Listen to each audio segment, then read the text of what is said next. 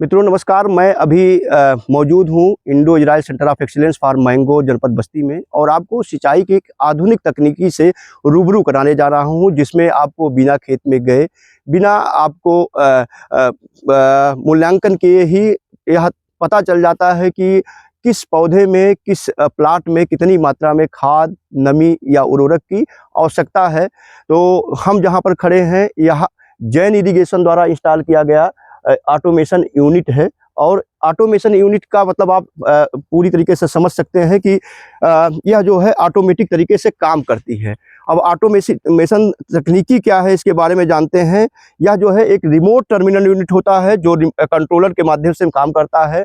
और खेतों में जहां मिट्टी होती है, जहां पौधे होते हैं, वहां पर सेंसर लगाया जाता है जो मिट्टी की नमी, तापमान आदि का डेटा समय समय पर उसको स्टोर करता रहता है। और उसी के हिसाब से जो प्रोग्रामिंग सेक्शन होता है, जैसा कि आप बिल्डिंग में देख रहे हैं, यहाँ पर एक प्रोग्रामिंग सेक्शन बना हुआ है। उसी प्रोग्रामिंग सेक्शन में डेटा फीड रहता है और जो डेटा इकट्ठा होता है खेतों से सेंसर द्वारा, उस डेटा के अनुसार एक निश्चित मात्रा में, कितनी मात्रा में पौधों को, खेत को खाद या उर्वरक की आवश्यकता है, वह मिलता रहता है।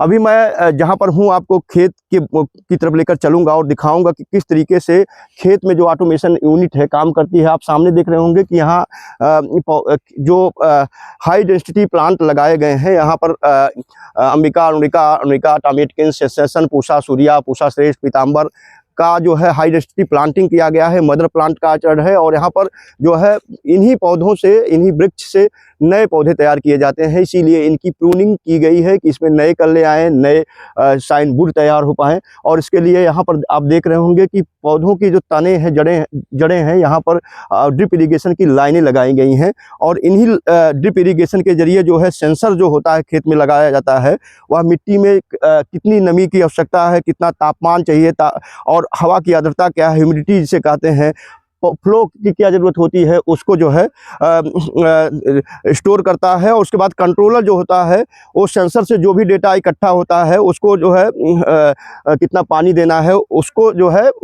ऑटोमेशन यूनिट जो है फर्टिगेशन का काम करने का शुरू कर देती है। और खेतों में अपने आप जो है पूरा मशीनीकरण की प्रक्रिया है चालू हो जाता है। और जो रिमोट टर्मिनल यूनिट होती है, यह जो है कंट्रोलर से कमांड लेती है।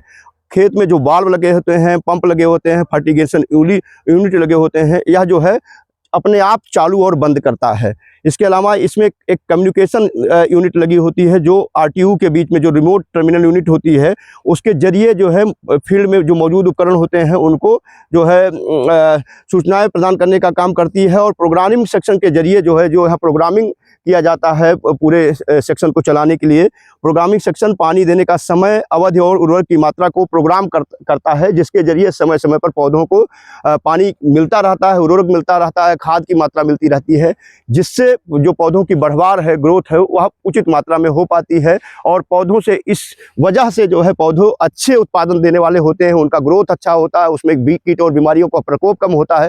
और सबसे अच्छी बात यह है कि जो पानी का मैनेजमेंट है, जो अंधाधुंध पानी फ्लो से दिया जाता है, उसकी ज़रूरत इसमें नहीं पड़ती है।